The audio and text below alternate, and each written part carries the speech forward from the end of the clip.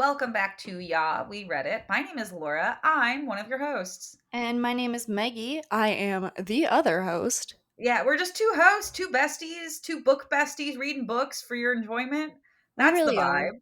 You Um, know, I love it. We're supposed to be in our 30s reading young adult novels well into, I think this podcast is going to run until our 60s, I maybe mean, Meggie, 70s.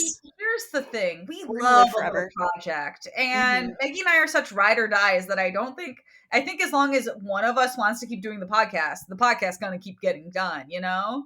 Exactly. And by the time that we are 60 years old, they will have found medicine that makes, I'm not kidding. I think we're going to live forever. Yeah, by the time we reach 60, we'll also have done 6 seasons reading the entirety of Percy Jackson every like decade just to like revisit I think it. you think there's more Percy Jacksons than there are. I really don't think there's that many books in No, no, it. no. I'm just saying, like, okay, when we turn like 33, we do Percy Jackson, even though we're going to do it sooner. And then when we turn 43, we do Percy Jackson again. We revisit it.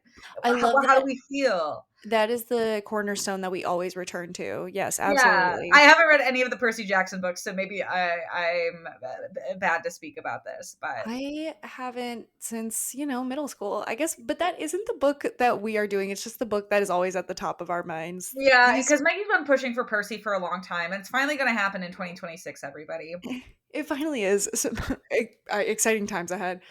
But But what's also finally going to happen is we're going to talk about the second book in our 18th season, which I, peek behind the curtain, didn't know existed.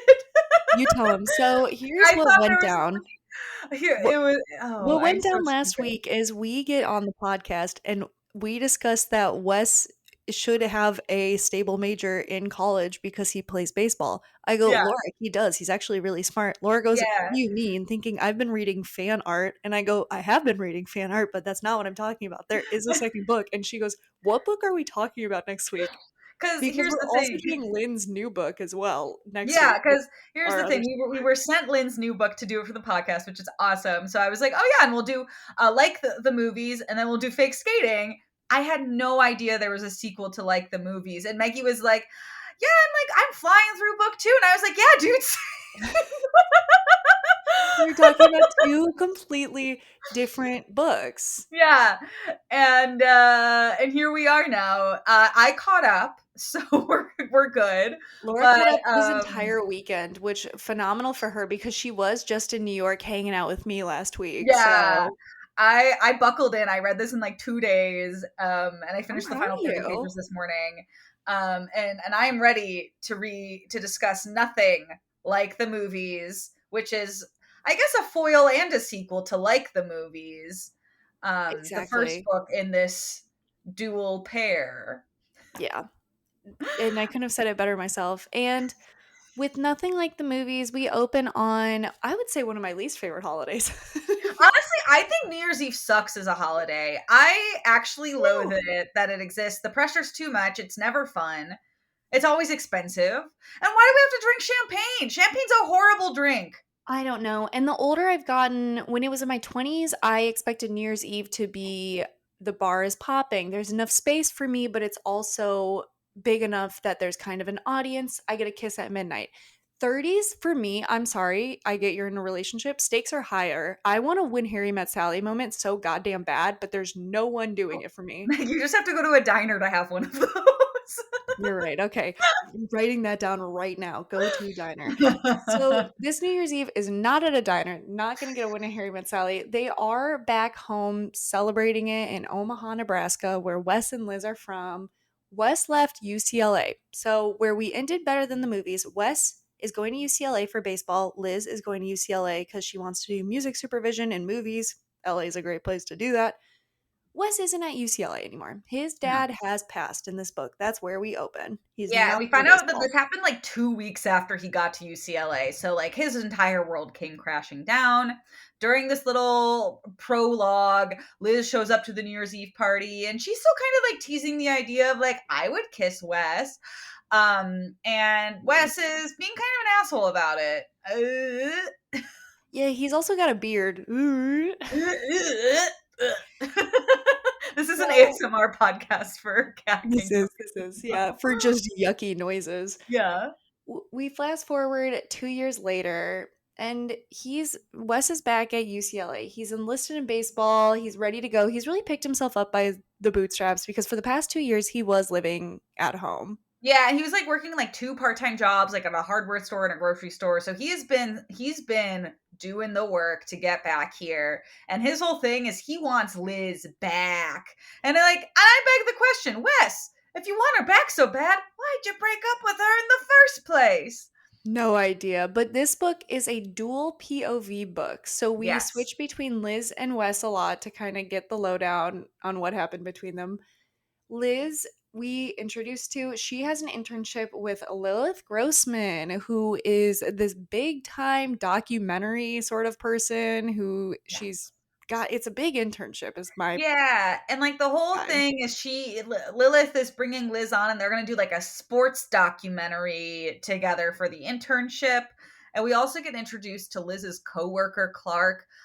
Liz's like student job is to do like social media for the sports teams essentially. And Clark is like a 7 foot tall rugby player who I kind of thought we were going to get a reveal that he was gay, and then it never happened. So maybe that says more about me than it does about Clark actually as a character. Nothing better than the movies is making Laura sit her white ass down and check her Yeah. bias. I mean, there was this whole thing about him making a big deal about this like woman's house coat from Kmart that he bought. So I was like, oh, maybe he's like a little, but then it didn't I happen. feel So like every time we have a podcast, I love the small things that you remember that I never do. And I yeah, hope that you Meggie, feel the same way. it was a really important scene for me because also it was like Clark never talks about like, oh, there's this other person I like, or like we'll get there. I don't know. The Clark as a character was weird to me. I think so. I was like, Honestly, what's I the mean, deal? They're just besties, but he doesn't have any romantic interest, and he's supposed to be this like hot rugby player. That's like I mean, something's missing. I'm completely giving you shit, but he did read as queer at times in Okay, baseball. thank Yeah.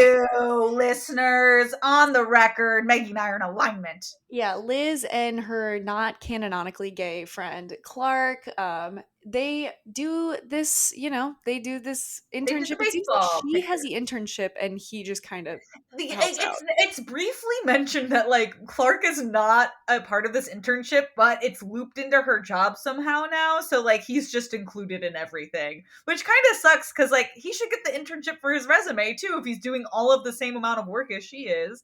Exactly. But there is the whole college group of friends that it seems like Wes and Liz both have. They're all gearing up for this like big party. That's at Liz's apartment, and they're selling tickets to. What the hell? Are they swindlers? Okay, I will say in college, one time I overcharged for a keg and I got too drunk and I didn't realize the keg was tapped and I kept selling cups and I made $120. Okay, but they also So didn't say they were selling cups for the keg. They said they were selling tickets to the party. that is fair. You have to curate a really good vibe to make a profit off of a college party. And Yeah, like they're basically doing a cover essentially. That's it's a interesting. hot ticket event though. Like Wes's roommates and friends are like, "Do you want a ticket? You're gonna. You want to see this Yeah, penthouse suite. It's so nice because someone's parents, Leo, who is one yeah. of Liz's roommates, just bought the place and it seems like he doesn't really give a shit if they pay rent or not." Yeah, no, so they get it for like super cheap and it's very, very nice. Just the four people that are there. We learn that Wade, who is one of Wes's teammates, has a little crush on Campbell, who is one of Liz's roommates. And when Wade is looking for Campbell, Liz and Wes finally see each other after all these years. And Liz is Mhm. uninterested in the conversation. Oh, absolutely. She is trying her best to get out of it. Eyes are darting everywhere. They're on the balcony having the smallest of small talks. Wes is like, it's good to be back. Liz also drops the bomb, too, at the end of this chapter that she is dating her not canonically gay friend, Clark. And Wes is shocked by it. And Liz, I will say, does not need to twist the knife in any harder by saying, we started off as good friends. You know how that goes to Wes. Dirty. But Clark also doesn't question this at all. Like he's just like, sure, we can fake date. Like, and so good for him, I guess. What a good friend.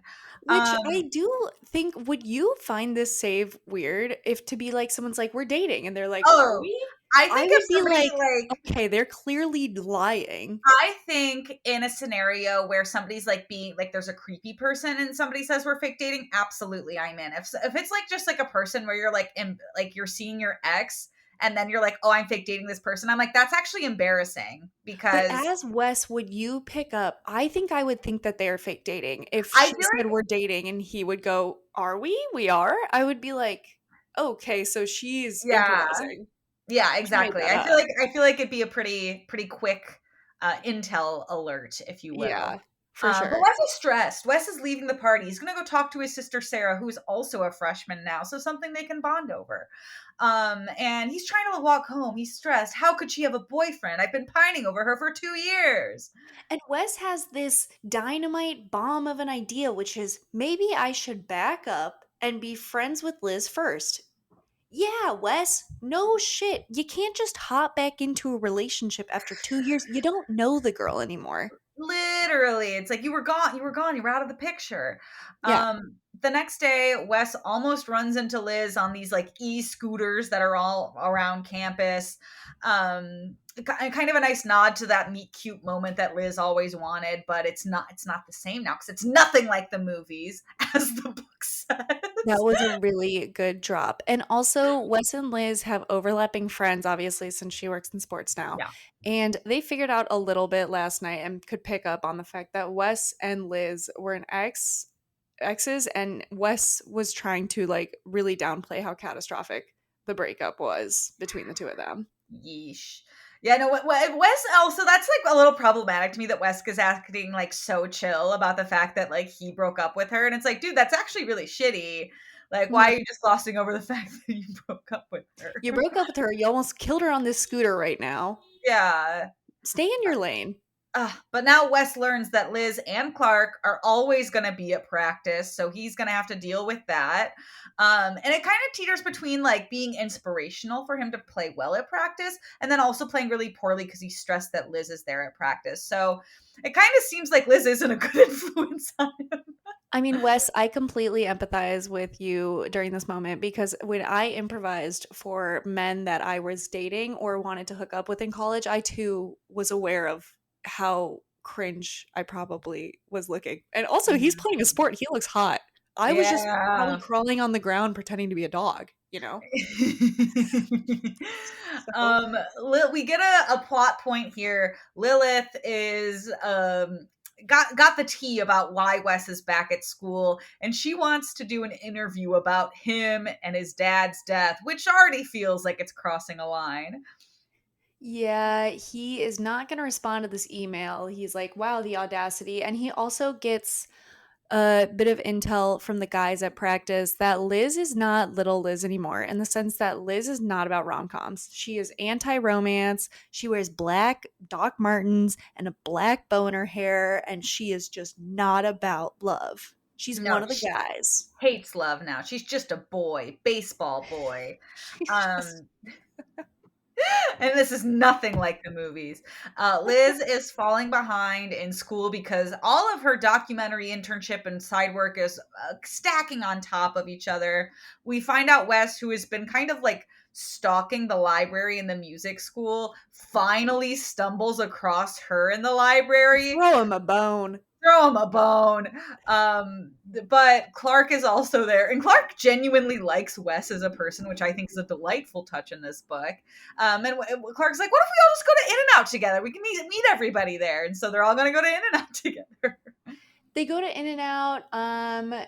She does explain to Clark because Wes was like, does Clark have a problem with like knowing our history? And she is like, why? We just dated in high school. And he's like, is that really how you see our relationship? Yeah, Love pretty sure he low. was. And they're at In and Out. The friends are asking what Liz was like in high school, and he gasses her up. He's like, Liz was very cool. She just did her own thing. And Yeah. that's the In and Out. Yeah. Yeah. Next day, practice. Liz is there again because she lives, breathes, and dies by baseball due to her work. And she's got to do like a little meet the player videos, and so she's going up to Wes, being like, "Hey, Wes, when can we do your meet the player interview?" And Wes is like, "Well, I'm free right now." And then And he so figures out that Clark can't be there right now too, so he's like, "No time this week." No other time but right now. Yeah, yeah, because he's trying to get us in with Liz when Clark isn't around. Mm. And they have like a nice, very free flowing conversation. And Wes is like, "This is good. This felt like what it used to feel like when we talked to each other and hung Exactly. It was out." very surface level questions like, "What are you most excited about with UCLA?" And he's like, "I'm just excited to be here." Yeah, Great nailed job. it, Way to crushed be it. neutral. Wes hasn't been throwing as well as he usually does. He asked the coach for extra practices because his dad died, but also his dad, Wes's biggest hater. He was always criticizing Wes growing up. So when Wes is getting down on himself, ooh wee, there's his He's dad's voice. visited by the ghost of his father, so that's not ideal. Yeah, Scrooge Um, hours.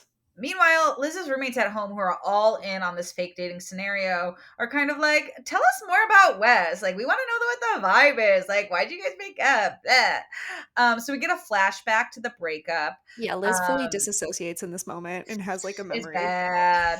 And Liz thinks like the main reason they broke up is this girl named Ashley, and we get no other details than that there's this girl Ashley that Liz thinks is the reason they broke up. So they broke up over not FaceTime. I think actually just a phone A call. phone I call, don't even yeah. think he would FaceTime.